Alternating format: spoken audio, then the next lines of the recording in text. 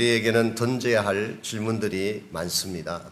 왜냐하면 우리가 살아가는 이 땅에는 부당하고 납득할 수 없는 일들이 많이 일어나고 있기 때문에 그렇습니다.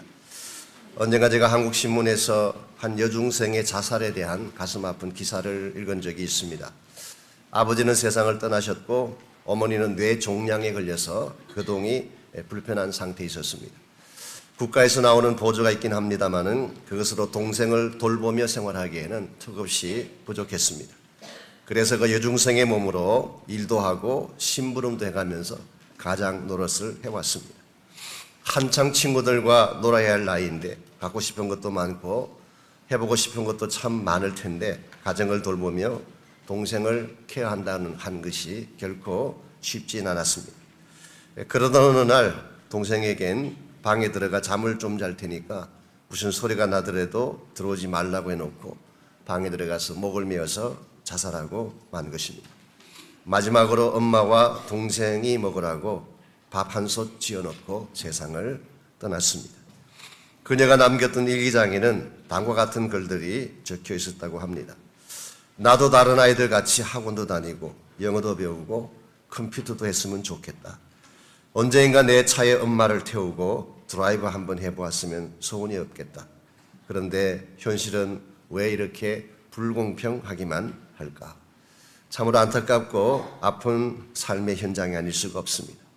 왜 같은 땅, 같은 시대, 같은 하늘에 살아가는데 누구는 그토록 부유하게 사는 반면에 또 누구는 이처럼 비참한 삶을 살아야 될까요? 누가 봐도 부조리하고 부당한 현실이 우리 앞에 있습니다. 이와 같은 현실 앞에 우리가 던지는 질문은 과연 공이라는 것이 존재할까? 과연 하나님은 계시기나 하는 것일까? 정말 하나님이 계신다면 왜 이와 같이 악하고 부조리한 현실을 보면서도 침묵하고 계실까? 아마 여러분의 마음 가운데도 우리의 심령 가운데도 이와 같은 질문을 던져본 경험들이 있을 것입니다. 이유를 알 수 없는 고난을 바라보면서 악한 자들이 득세하고 형통한 현실을 바라보면서 정말 하나님 앞에 나와 신실하게 부르짖었음에도 불구하고 응답되지 않는 기도를 보면서 하나님 언제까지 이러고 계실 것입니까? 왜 하나님은 나를 돕지 아니하시고 침묵하고 계시는 것입니까? 아마 이와 같은 질문을 던지고 싶을 경우가 여러분의 삶 가운데도 많이 있을 것입니다. 이와 같은 질문에 대한 하나님의 대답은 과연 무엇일까요? 우리가 방금 읽었던 본문에 보게 되면 이와 같은 우리의 질문에 대한 하나님의 답변이 기록되어져 있습니다. 우리가 이번 주간 동안 묵상하게 될 이 하박국이라고 하는 이 선지서를 통해서 우리의 던지는 질문에 대한 하나님의 대답이 어떤 것인지를 정리를 하고 우리가 다시 한번 믿음을 견고하게 하는 그런 기회가 되었으면 좋겠습니다. 하박국이라는 이 선지서는 주전 7세기 말엽에 기록된 소선지서입니다. 아시지만 구약에는 대선지서가 있고 소선지서가 있죠.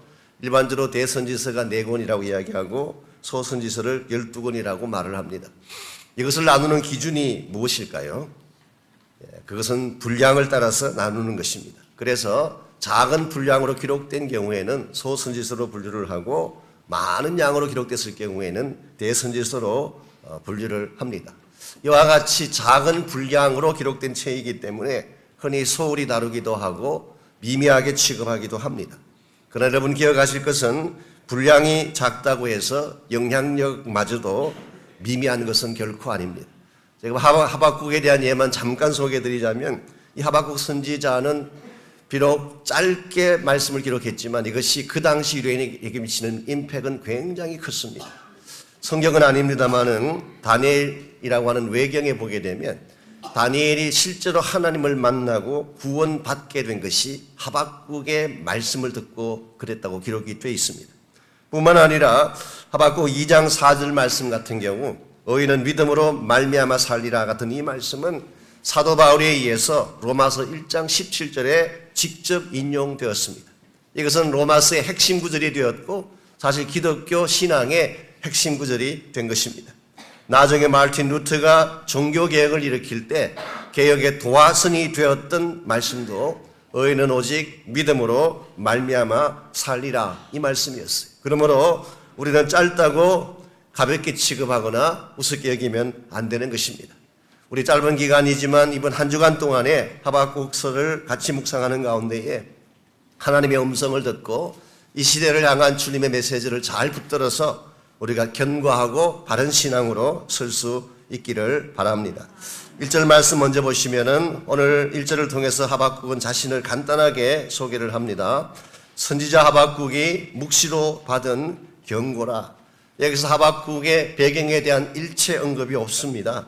누구의 아들인지, 어느 지파 소속인지, 어느 지역 사람인지, 나이가 젊은지 노인인지 we don't know. 아무런 언급이 없습니다.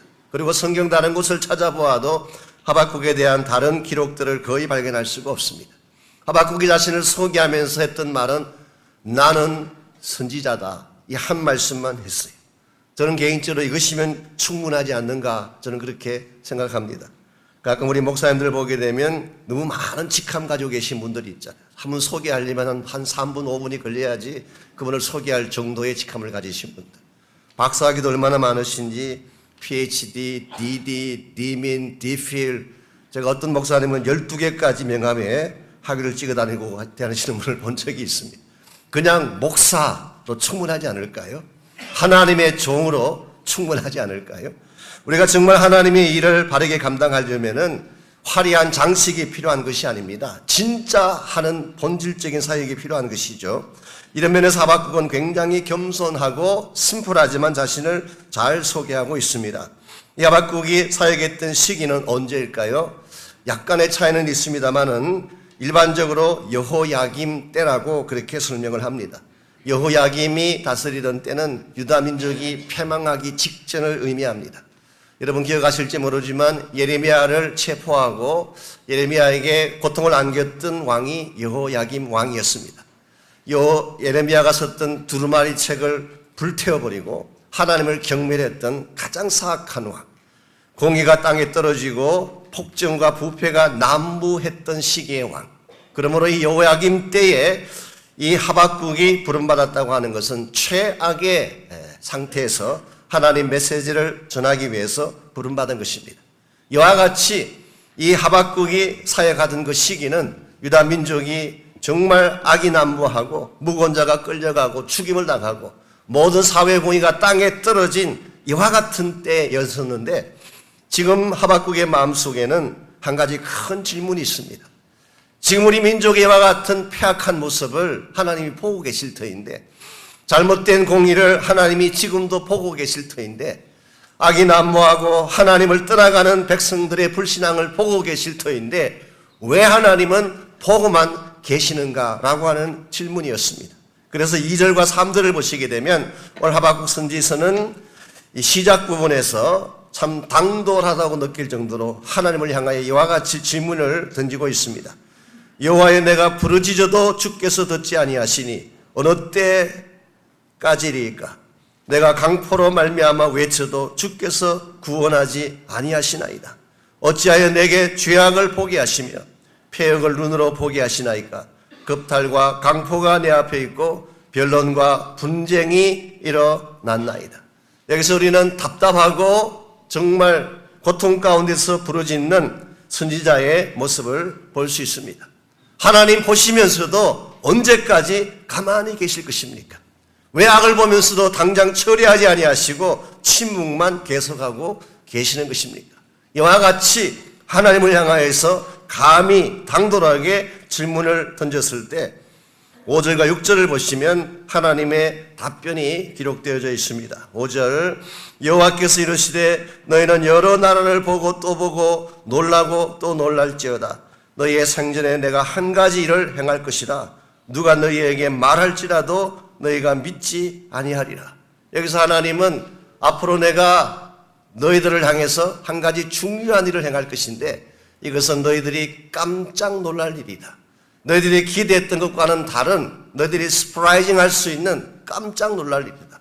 어느 정도로 놀랄 일이냐고 하면은 믿지 아니할 정도로 놀랄 일을 한 가지 행하겠다. 그리고 6절에서 그 일의 내용을 설명하십니다. 보라 내가 사납고 성급한 백성 그 땅의 넓은 곳으로 다니며 자기의 소유가 아닌 그 처들을 점령하는 갈대아 사람을 일으켰나니. 여기서 갈대아 사람은 바벨론을 말합니다. 하나님은 언제까지 침묵하며 보고만 계실 것입니까? 라고 하는 당돌한 질문에 대해서 오케이, 내가 바벨론 사람들을 일으켜서 유다 민족을 패망케 하리라, 그렇게 답변을 하셨습니다. 여러분, 이것은 하박국이 기대했던 답이 아니었습니다. 왜냐하면 바벨론은 그 당시 가장 잔혹하고 가장 더러운 민족이었어요. 정말 버베리안, 아주 야만적이라고 할 정도로 아주 참혹하게 사람들을 치고 죽였던 짐승 같은 민족이 바벨론 사람들이었습니다. 더구나 지금 유다 민족은 그래도 선민인데 어떻게 하나님의 백성을 이와 같이 잔혹하고 더러운 이방인의 손에 의해서 망하게 한다는 것입니다. 아마도 이와 같은 반문이 이 선지자의 마음속에 있었을 것입니다. 하나님, 제가 우리 민족을 고쳐달라고 했지 언제 죽여달라고 부탁했습니까? 회복시켜달라고 하나님 앞에 기도했지 언제 짓밟아달라고 간구를 했습니까? 자신 하나님께 올려드렸던 기도와는 전혀 다른 하나님의 반응 앞에 선지자는 당혹스러워합니다. 혹시 여러분의 인생 가운데도 이와 같은 것을 경험한 것이 없는지요?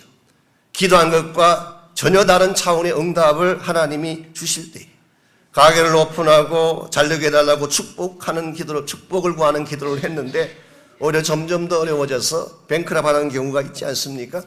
하나님 위에 열심히 봉사하고 섬겼는데 오히려 병에 걸린다든가 어려운 공경 가운데 처하는 경우도 있을 것입니다.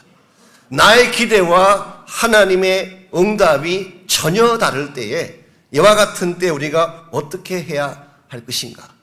제가 결론부터 먼저 말씀을 드리면 그래도 믿어야 합니다. 이게 하박국서의 주제예요. 아무리 부당하게 느껴져도 하나님의 대답하심이 나의 기대와 전혀 다른 차원이라고 할지라도 내가 원하던 것, 내가 바라던 것이 다 이루어지지 아니할지라도 그래도 믿어야 한다. 이게 바로 하박국이 오늘 여러분과 저에게 던지고 싶은 가장 중요한 메시지입니다.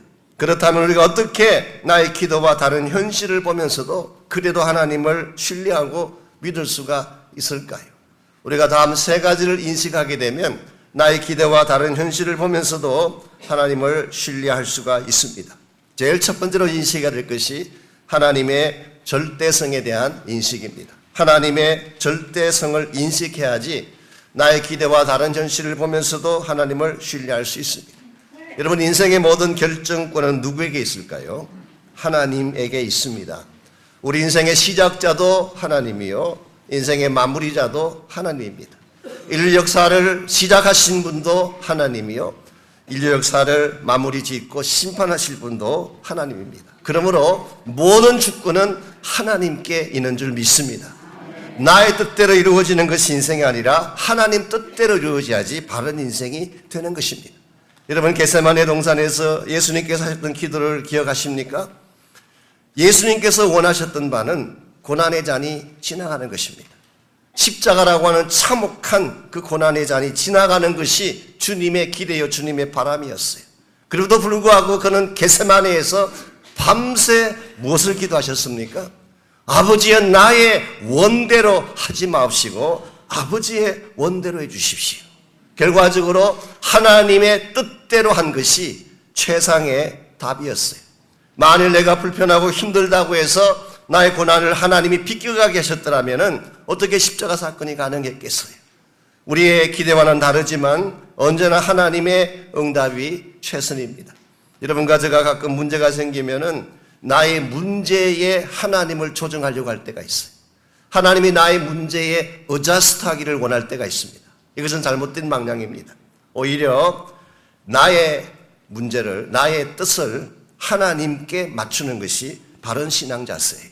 나를 조정해서 하나님께 맞춰야지 하나님을 변화시켜서 나에게 맞추려고 하는 것, 이것은 건강한 신앙 자세도 아니고 올바른 믿음의 기도의 자세도 아닙니다. 자, 여러분과 제가 나의 뜻을 포기하고 하나님의 뜻에 전적으로 순복하게 되면 우리가 손해 볼 것 같지 않습니까? 내가 원하는 대로 이루어져야지 인생이 잘 풀리는 것인데 하나님 뜻대로 되면 내가 혹시 엉뚱한 길로 갔다가 이상한 인생 되면 어떡하나 그런 염려가 혹시 있지 않습니까? 제가 여러분에게 확실하게 드릴 수 있는 답이 있습니다. 여러분이 지금 조금 그런 마음이 드실지라도 순종해서 한번 따라가 보십시오. 지난 후에 생각해 보면, 다시 보면 언제나 하나님이 옳았다는 것을 발견하게 됩니다. 우리가 지금 현재 우리의 생각에는 내가 바른 것 같지만 아닙니다. 하나님의 생각이 언제나 옳습니다. 나는 그저 눈앞에 있는 현실만 보고 그것 판단하고 끝나지만 하나님은 나를 나보다 더 잘 아시고 더 크게 더 멀리 내 인생의 전체를 다 보시고 응답하시기 때문에 하나님의 응답이 언제나 최선이에요. 그래서 예수님께서 마태복음 7장에서 누가 아들이 생선을 달라고 하면 뱀을 줄 자가 있겠느냐. 즉 아들에게 해야 되는 것은 주시지 않는 것이 아버지의 뜻이라고 하는 것입니다. 근데 이와 같은 본문을 가지고 우리 한국적 정서로 아니 뱀이 더 좋은데 왜 하나님이 뱀을 주시지 조기를 주시려고 하시나, 그렇게 하시면 안 된다는 것입니다. 하나님이 주시는 것이 언제나 정답이에요. 그러므로 여러분과 제가 이 사실을 신뢰하고 나의 뜻에 설사 맞지 않더라도 하나님이 작정하시고 인도하시면 무조건 순종하시기를 바랍니다. 이와 같이 하나님의 절대성을 인정할 때에 우리가 나의 기대가 다른 현실에도 불구하고 믿음으로 나아갈 수가 있습니다. 두 번째로 인식해야 될 것이 우리 인생의 현실입니다. 내 인간이 어떤 존재인가에 대한 인식을 바로 해야지 믿음으로 하나님을 향해 나아갈 수가 있습니다. 여러분이 3절과 4절을 보시면 그 당시 유다 민족의 현실이 자세하게 나열되어져 있습니다. 패역하다고 했어요. 죄악이 있다고 했어요. 겁탈과 강포가 있고 분열이 있고 분쟁이 있고 율법이 해이하고 공의가 시행되지 못하고, 한마디로 요약하면 건강하지 못했어요. 거룩하지 못했어요. 착취가 있고 가진 자들이 횡포가 있고, 그래서 이사야서 1장 6절 말씀 묘사하는 것처럼 머리끝부터 발끝까지 성한 곳이 없는, 이것이 그 당시 유다 민족의 현실이었습니다. 자, 유다 민족이 자기들의 이와 같은 처참하게 타락한 현실을 바로 인식했더라면 결코 하나님께 나가서 항가지 않았을 것입니다. 오히려 하나님의 은혜를 구하고 하나님의 자비와 긍휼을 구했을 것입니다. 오늘 여러분과 제가 내가 누구인가를 정확하게 알지 못하면 하나님의 은혜 보좌를 붙들 수가 없어요. 내가 얼마나 무능력한 존재인지, 내가 얼마나 비참한 죄인인지, 나의 능력으로 할 수 있는 것이 아무것도 없다는 사실을 깨닫고 인식하지 아니하면 결코 여러분은 바른 믿음의 현장으로 나아갈 수가 없습니다. 어떤 분들은 우리 인간에 대해서 굉장히 낙관적인 그러한 평가를 하는 분도 있지만, 그러나 저는 개인적으로 그게 동의하지 않습니다. 인간은 타락한 존재요, 죄인입니다. 이게 성경이 말씀하고 있는 우리 인생의 현주소예요. 여러분 잘 아시는 아브라함 링컨이 우리가 보통 일반적으로 알기로는 어릴 때부터 신앙이 좋았고 하나님 잘 믿었다, 그렇게 우리가 알고 있지만 실제로 그분이 쓴 자서전을 보게 되면 실제로 이분이 예수님을 만나게 된 것이 훨씬 뒤에 일어난 사건으로 기록을 합니다. 그가 대통령이 된 후에 여러분 아시는 대로 남북전쟁이 일어났습니다. 그리고 남북전쟁 중에 가장 수많은 사람이 피를 흘리고 죽어갔던 전쟁터가 게티즈버그라고 하는 전쟁터였습니다. 그때 이 링컨이 그 현장을 돌아보고 너무나 사악한 인간의 악함을 목격하고 그때 그가 비로소 하나님의 은혜를 구하는 기도를 드리는 게 나와요. 내가 얼마나 악한지를 알게 되면 은혜 앞에 나가게 됩니다. 하나님을 구하게 돼요. 오늘 여러분과 제가 정말 내 인생이 나의 능력으로 아무것도 할 수 없다는 사실을 깨달을 때 우리가 의지하고 신뢰할 수 있는 분은 하나님 한 분밖에 없음을 알게 되고 그때 더 간절하고 더 정직한 기도가 터져나오는 것입니다. 이런 의미에서 우리가 우리의 현실이 나의 기대와 다름에도 불구하고 하나님을 신뢰하고 믿으려면 1차적으로는 하나님의 절대성을 우리가 인정을 해야 됩니다. 두 번째는 나의 무능력함과 나의 죄인됨을 인식해야 돼요. 그러고 나서 세 번째로 우리가 인식해야 될 것이 하나님 응답의 적절성입니다. 나의 기대와는 달랐지만 하나님이 응답하시는 것이 가장 적절하고 최상이다. 이 사실을 인식해야지 여러분은 하나님을 믿고 신뢰하며 나아갈 수가 있습니다. 오늘 본문에서 하나님이 왜 바벨론을 들어서 유다를 치게 하셨을까? 사실 이것은 그 당시 유대인 전체가 마음에 품고 있던 질문이었어요.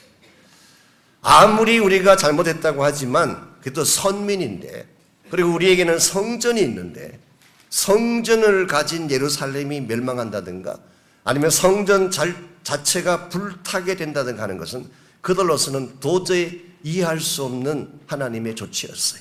근데 하나님 그렇게 가셨어요. 그래서 그 당시 수많은 유대인들의 가슴 속에 이 질문이 있었고, 오늘 본문을 기록한 하박국이 어쩌면 그것을 대변하고 있는지도 모르겠습니다. 자, 그렇다면 하나님이 바벨론 민족을 일으켜서 유다 민족을 친 이 선택이 과연 잘못된 선택이었을까요? 아닙니다. 이것은 적절한 선택이고 최상의 선택이었어요. 제가 세 가지 이유만 소개해 드리겠습니다. 첫 번째는 지금 이스라엘 민족, 유다 민족의 문제는 단순한 개조만으로 해결될 문제가 아니었어요. 만약 하나님께서 개조함으로 약간 임프루브함으로 처리할 문제였으면 그렇게 하셨을 것입니다. 그런데 이들의 상태는 너무 많이 부패하고 너무 많이 부서졌기 때문에 개조할 수 없어요. 그래서 하나님은 완전히 무너뜨리고 다시 세울 계획을 세우신 것입니다. 그래서 하나님께서는 성전을 포함해서 모든 예루살렘을 다 잿더미가 되게 하시고, 그리고 다시 하나님의 손으로 민족을 리빌드하기 위한, 이것이 첫 번째 이유입니다. 두 번째 이유는 이와 같은 과정에서 하나님은 남은 자를 남겨두셨다는 사실. 사실 이 렘넌트라는 단어, 남은 자라는 이 컨셉이 구약 성경을 이해하는 데 굉장히 중요한 키워드 중에 하나입니다. 이사야서에도 여러 차례 나오고 있고, 유대 말기에 기록된 선지서들에 보게 되면 남은 자 컨셉이 굉장히 많이 등장합니다. 이것은 무슨 뜻이냐고 하면, 대다수의 이스라엘과 유다 백성이 다 타락하고 하나님을 떠나갔을지라도, 그래서 대다수가 심판받고 이와 같이 고통을 겪었을지라도 하나님이 그들 가운데 신실한 믿음의 사람들을 남겨두셨다는 것입니다. 이것은 하나님의 은혜이면서 사실은 궁극적으로 하나님이 심판하신 것 같았지만 사실은 포기하지 아니하신 것을 우리에게 잘 보여주고 있어요. 그래서 이 남은 자들, 이 자들은 모든 자들이 다 바알을 숭배할 때 끝까지 바알에게 무릎 꿇지 아니했던 7천. 대표적인 예가 바로 그런 예들입니다. 그래서 하나님은 어떠한 경우가 되더라도 믿음 떠나지 아니하는 소위 말하는 faith community, 신앙의 공동체, 이것이 나중에는 메시아닉 커뮤니티가 됩니다. 그리고 이와 같은 아이는 끊어지지 아니하고 끝까지 내려오게 됩니다. 이런 면에서 하나님은 심판하시고 완전히 뒤집으신 것 같지만 실제로는 정말 남겨야 될 자를 남겨두셨어요. 세 번째 이유는 하나님은 더 원대한 계획을 가지셨기 때문에 지금 유다 민족을 이와 같이 패망시킨 것입니다. 유다 민족이 바벨론에게 패망을 당할 때에 세 차례에 걸쳐서 포로로 끌려가게 됩니다. 여러분 나중에 또 조금 기회가 되면 더 자세히 설명을 드리겠습니다만은 1차 포로가 주전 605년에 일어났습니다. 아마도 오늘 본문을 기록할 그 당시와 그 유사한 시기입니다. 그때 다니엘을 비롯한 1만여 명의 엘리트 그룹이 다 끌려갔어요. 2차 침공 때 에스겔을 비롯한 왕족들이 끌려갔습니다. 그리고 3차 때는 그나마 남아있던 예루살렘에 있던 괜찮은 사람들은 전부 다 끌고 갔어요. 그래서 팔레스타인에는 거의 유능한 엘리트들은 남겨놓지 아니하고 전부 바벨론으로 끌고 갔어요. 왜 이와 같은 일을 하셨을까요? 결과적으로는 이 끌려갔던 사람들이 사실은 디아스포라 주가 됩니다.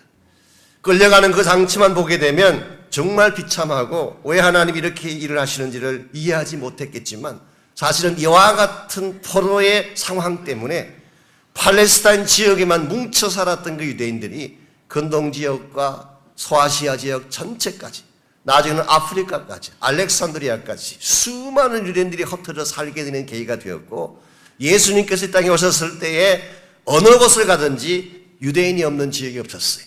그리고 유대인들이 가는 곳곳마다 그들은 반드시 무엇을 세웠는지 아십니까? 회당을 세웠어요. 오늘 우리 한국 사람들이 가는 곳마다 교회를 세우는 것과 비슷한 그와 같은 현상입니다. 어디를 가든지 안식일을 지키고 율법의 말씀을 가르치고 그리고 하나님이 한 분밖에 계시지 않는 것을 가르치는 회당을 세우셨어요. 흥미로운 것은 나중에 사도 바울이 정말 선교여행을 다닐 때에 제일 먼저 어느 지역을 갔든지 제일 먼저 들어가 복음 전파한 장소가 어딘지 기억나세요? 유대인의 회당입니다. 이걸 보게 되면 하나님은 벌써 오랜 멀리까지 다 내다보시고 장차 복음 운동이 일어나고 전 세계에 흩어져 있는 이 유대인들, 흩어져 있는 수많은 하나님의 백성들을 다 동원해서 하나님이 이루기를 원하시는 세계적 차원의 글로벌 차원의 모든 열방과 모든 민족을 다 품는 차원의 하나님 나라 꿈을 이루기 위해서 이와 같은 조치를 취한 것입니다. 결론적으로 요약하면 우리는 이해하지 못했지만 하나님은 훨씬 더 크게 보시고 멀리 보시고 더 위대하고 더 찬란한 하나님의 플랜을 이루시기 위해서 우리에게는 납득이 가지 않는 것 같지만 하나님은 그와 같은 응답을 주신 것입니다. 여러분과 제가 이 사실을 믿어야 됩니다. 비록 현실이 나와 다르게 진행이 되고 내가 원하는 바가 직접 지금 당장 응답되지 아니해도 여러분 절대 멈추시면 안 돼요. 끝까지 하나님을 신뢰하고 그래도 믿고 기도하며 나가야 됩니다. 그렇게 할 때에 하나님은 여러분이 기대한 것보다 훨씬 더 큰 것들을 준비하셨다가 여러분을 채워주시고 가장 부유하게 하시고 여러분의 인생이 하나님 앞에 멋지고 빛난 인생이 되게 하십니다. 2차 대전의 한창일 때에 나치 독일의 핍박하에 많은 유대인들이 피를 흘리고 죽어가지 않았습니까? 그 유대인들이 수용되어 있던 수용소를 가보게 되면 많은 수용소의 그 벽에 그들은 다윗의 별을 그려놓고 다음과 같은 글자를 적어놓았다고 하지 않습니까? 비록 먹구름이 하늘을 덮고 있으나 우리는 태양이 빛나고 있음을 믿노라. 비록 하나님은 지금 우리에게 침묵하시나 그래도 하나님은 우리를 사랑하는 것을 믿노라. 이 믿음이 그 힘든 핍박 가운데서도 민족이 불이 꺼지지 않고 일어나게 한 동력이 된 것입니다. 여러분과 저의 삶의 현실도 우리가 원하는 것처럼 항상 잘 풀리는 것만은 아닙니다. 납득할 수 없는 현실도 주어지고 기도했지만 내가 기대하지 아니했던 응답이 주어지기도 하고 나로서는 이해할 수 없고 납득할 수 없는 상태들이 벌어지고 있지만 그래도 하나님은 지금도 일하고 계십니다.